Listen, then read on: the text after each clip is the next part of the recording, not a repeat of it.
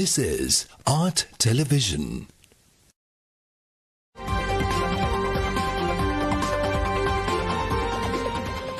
Coming up, State of Business, sponsored by IWS Aviation.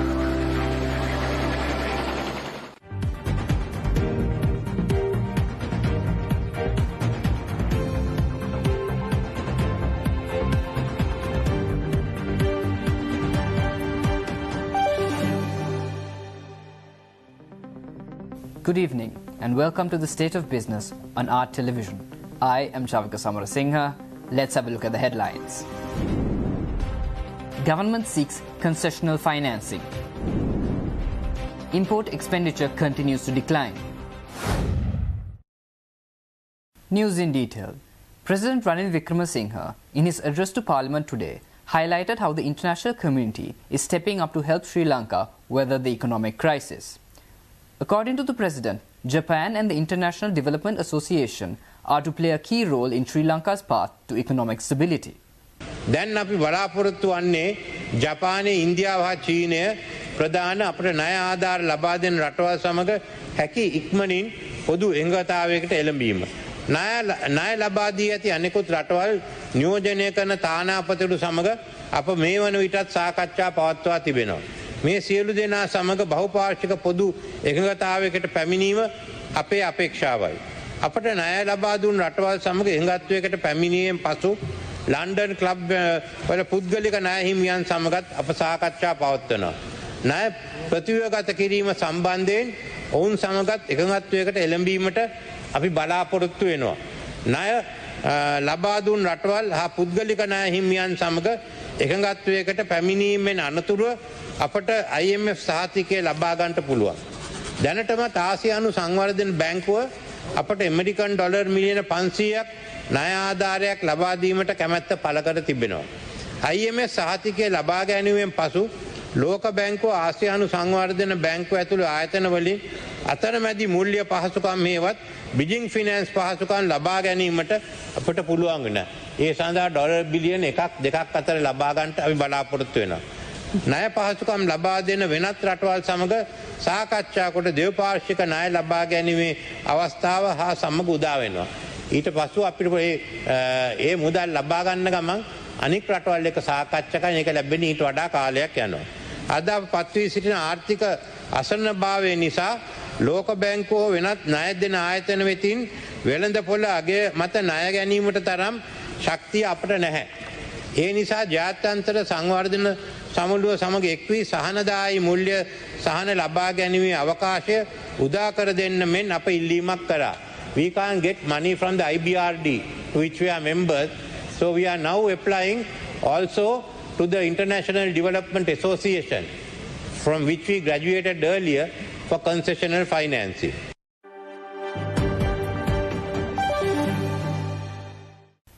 External Sector Performance Report released by the Economic Research Department of the Central Bank of Sri Lanka reports that import expenditure declined in August 2022. Despite recording an increase compared to July 2022, import expenditure has now declined for the 6th consecutive month on a year-on-year basis. Considering the need to prioritize essential imports amidst the shortage of forex liquidity, the government tightened import restriction measures on non-urgent imports during August 2022, which, however, were partially relaxed in September 2022. Expenditure on merchandise imports declined 11.9% to $1,486 million in August 2022, compared to $1,687 million in August 2021. Meanwhile, earnings from exports increased in August 2022, continuing its growth trend observed since April 2022. Earnings from merchandise exports grew 11.2% in August 2022 over August 2021 to $1,224 million.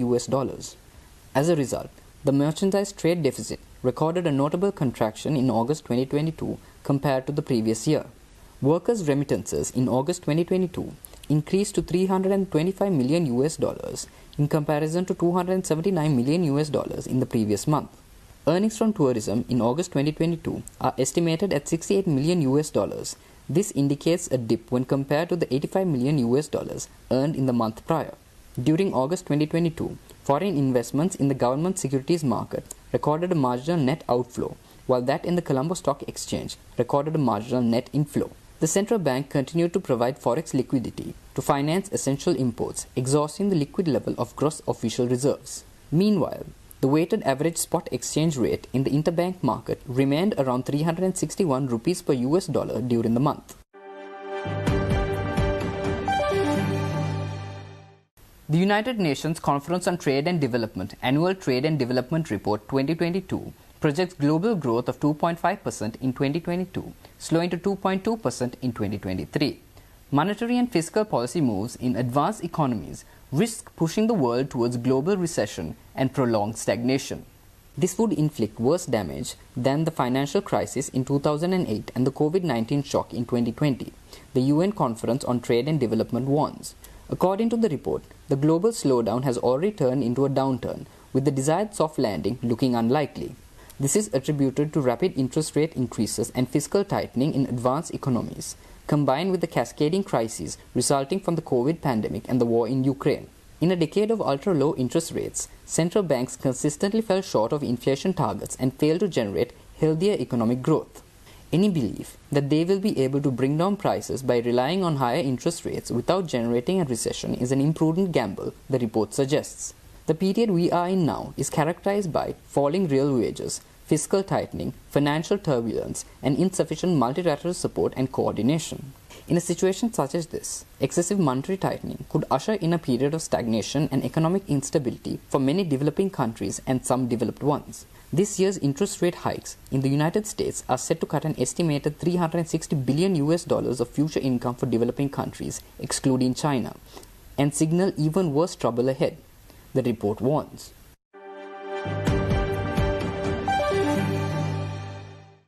Stay tuned. We will return after this commercial break.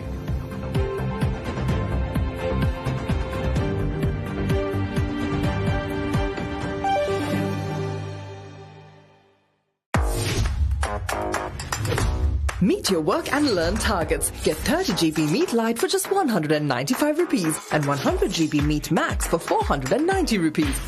Log on to My SLT app to activate. SLT Mobitel. 5-star teaching quality for 16 years straight. Edith County University in Sri Lanka offering the only full Australian degrees in commerce, software engineering, cybersecurity, biomedical science, gaming and interactive design.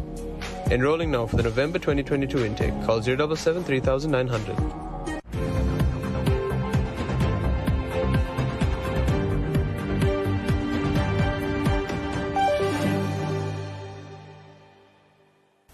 Welcome back. In a press briefing over Zoom, while in Geneva yesterday, Minister of Foreign Affairs Ali Sabri said that a domestic truth-seeking mechanism would be set up to ensure justice and reconciliation. Minister Sabri highlighted that the global West fails to recognize Sri Lanka's progress on this front. The PTA had been amended and Cabinet recently approved to total abolishment of the PTA and to introduce a new anti-terror legislation which is in line with the international community. We are working on that. Honorable Justice Minister is working on that. 22nd Amendment is supposed to be argued on the 6th and the 7th. None of these things have been given credit for. We have established an Office of Missing Person, Office of Reparation, on National Unity and Reconciliation Office. So through these missions we are working. In the meantime, we also have said we are introducing our own truth-seeking mechanism. So what we are saying at this crucial juncture in Sri Lankan history, what we need is international support. What we need is unity in the country. We don't want division. We don't want this polarizing in the council and divide Sri Lanka further. So it is in that context that Sri Lanka had engaged the core group. We have told them we need time and space to deliver, but all our pleas have not been accepted. Speaking further, Minister Sabri highlighted the reasons for fighting the UNSCR's resolution on Sri Lanka. The government views the proposed resolution as infringing upon the nation's constitution, territorial integrity, and independence of judiciary. So therefore, we are continue to oppose this, particularly in view of a so-called operative para 8 of the proposed resolution, which is very, very dangerous. It tread into or intrude into our constitution and territorial integrity and separation of power and independence of judiciary. What does it say? I will read that. Recognizes the importance of preserving and analyzing the evidence relating to violation and abuses of human rights and related crimes in Sri Lanka with a view to advancing accountability, and decide to extend and reinforce the capacity of the Office of High Commissioner to collect, consolidate, analyze and preserve information and evidence, and to develop a possible strategy for future accountability process for gross violation of human rights, to advocate for victims and survivors, and to support relevant judicial and other proceedings, including in member state with competent jurisdiction. Make it that. This is a very dangerous thing. That what they are trying to do is to, and already on the 46th one, they introduced that, they want to reinforce that, giving power and money to collect evidence against Sri Lanka and use it to prosecute Sri Lankan war heroes and people who are responsible bringing peace for this country, to prosecute them outside the jurisdiction of Sri Lanka, which we cannot agree. That violates the constitution, that violates the separation of power, that violates the independence of our judicial activities.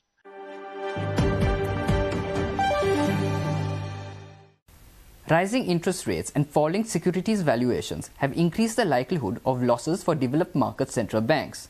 These central banks, according to Fitch Ratings, are those that have engaged in asset purchase programs. This may affect their ability to contribute to government revenues, and there is a risk that in some cases sovereigns could be called upon to restore central bank equity positions. Central banks are not part of the consolidated government balance sheet, but tend to distribute profits to their governments. They are usually profitable, as the rates they pay on their liabilities tend to be lower than the rates they earn on assets, not least because of seigniorage earnings from the creation of cash. However, the build-up of assets on central bank balance sheets in recent years has complicated this picture. The process initially lifted profits, but a number of central banks now appear likely to record losses for at least the next 2 years. The recent rise in interest rates in some developed markets means that some central banks are now paying more on their liabilities to financial institutions than they are earning on their securities holdings, increasing the risk of losses. The Fed's July 2022 Open Market Committee, for example, reported that staff project net income is likely to turn negative in the next few months. Mark-to-market accounting approaches resulted in particularly large losses recently at the Swiss National Bank and the Reserve Bank of Australia, the latter being enough to push the RBA into negative equity. Central banks that use different accounting approaches, like those in the US, Japan and the Eurozone, and those like the Bank of England and the Reserve Bank of New Zealand that have government indemnities covering asset purchase programs, are less likely to experience extreme earnings volatility. However, indemnified losses represent a contingent liability for the sovereign.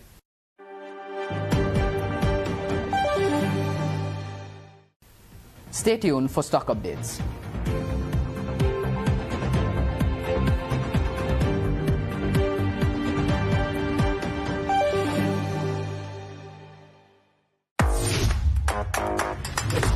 Meet your work and learn targets. Get 30 GB Meet Lite for just 195 rupees and 100 GB Meet Max for 490 rupees.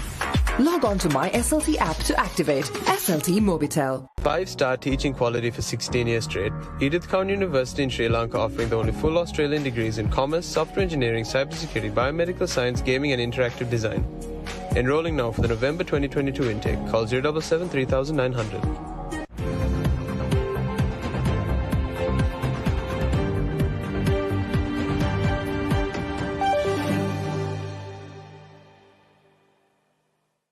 Welcome back. Trading at the Colombo Stock Exchange ended on negative notes today. The all-share price index dropped 136.78 points to close at 9,182.23, and the S&P SL20 dropped 67.24 points to close at 2,820.43.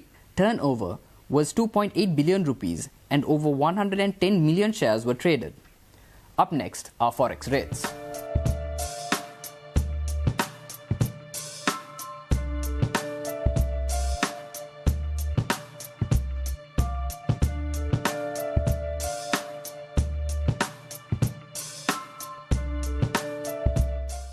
That's all our news for today. For this and more, subscribe to our channel on YouTube and follow us on Facebook. Take care and good night.